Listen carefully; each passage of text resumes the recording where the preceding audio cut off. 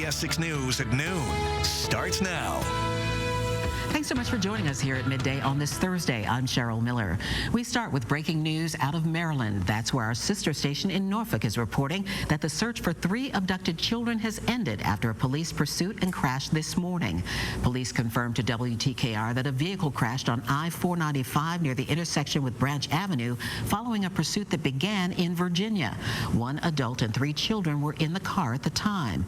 1 child was med-flighted to a local hospital with life-threatening injuries. The other 2 children were also hospitalized.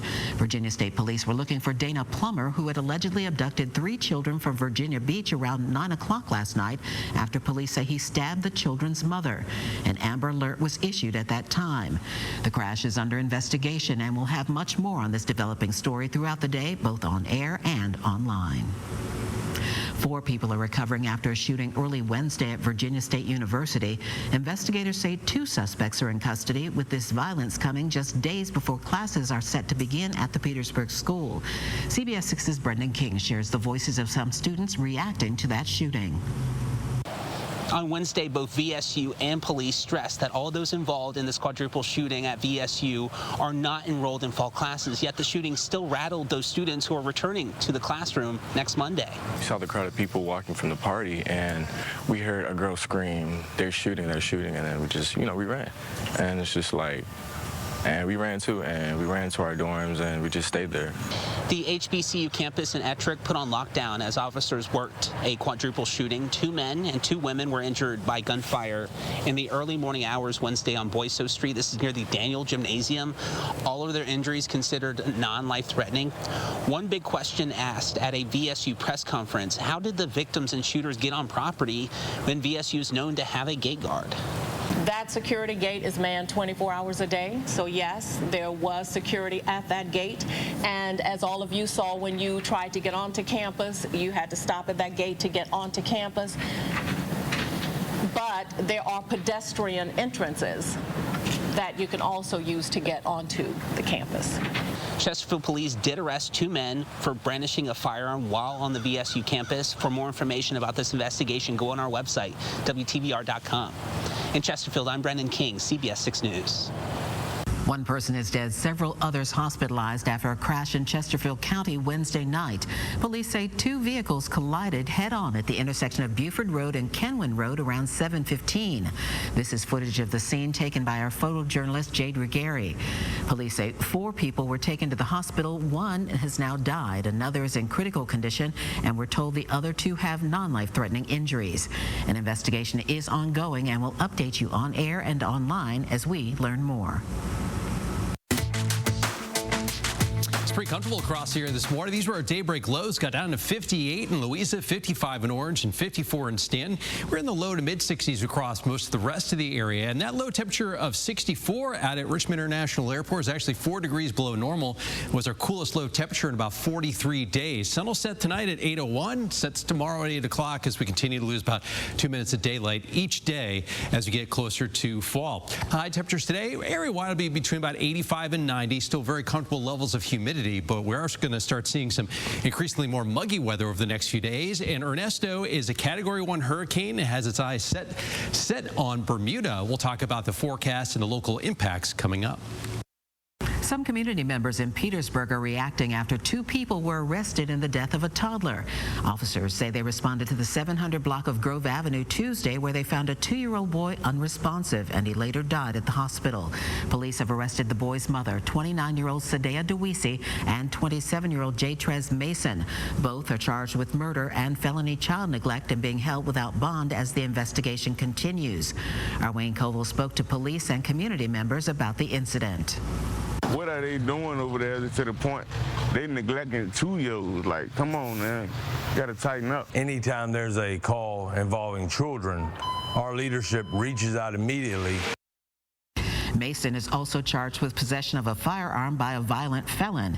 Mason and DeWeese are both being held without bond. Hanover County Middle School student who identifies as transgender will now be able to try out for the girls' tennis team. That's after a federal judge ruled to overturn the school board's decision that denied the student the right to try out.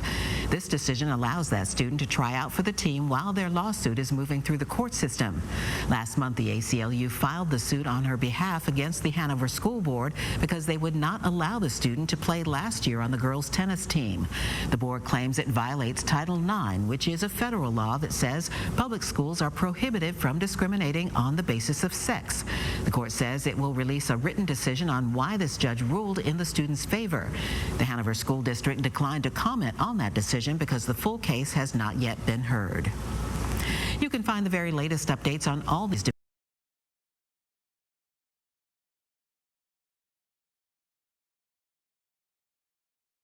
not done so when you download our free CBS 6 News app if you have not done so already.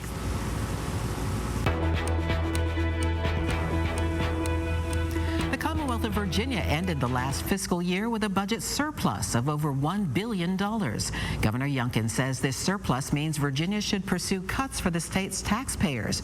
He says the conversation should include policies he's looked at before, including reducing tax rates, eliminating the car tax, and reducing the corporate tax rate. However, Democrats say tax cuts should be taken off the table with Virginia's history of underfunding public education and safety net programs. House Appropriation Chair Luke Torian says since tax policy changes can't be made until next year's General Assembly session, it's too early to make any decisions. All of these should be on the table for us to discuss. All of these should be opportunities for us to reduce tax burdens on Virginians. And we'll go through a process over the next few months to put together a formal proposal. That, of course, Governor Youngkin. To see the full story with more responses from local leaders, just go to our website, WTVR.com.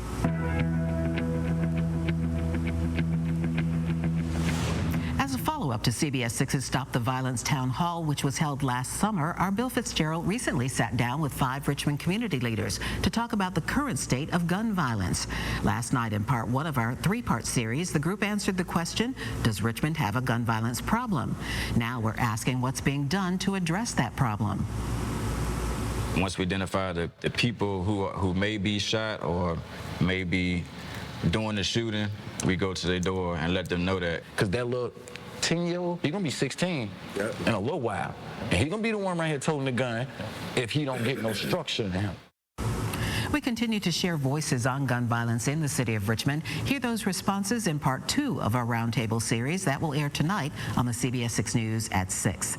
And if you'd like to see Bill's full conversation with these community leaders, just go to our website, WTVR.com.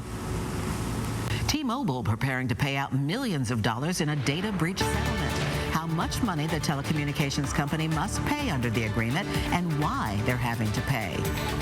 Plus, the latest economic statistics have been released. Ahead, we break down the new information and talk about how the Harris and Trump campaigns are discussing the economy.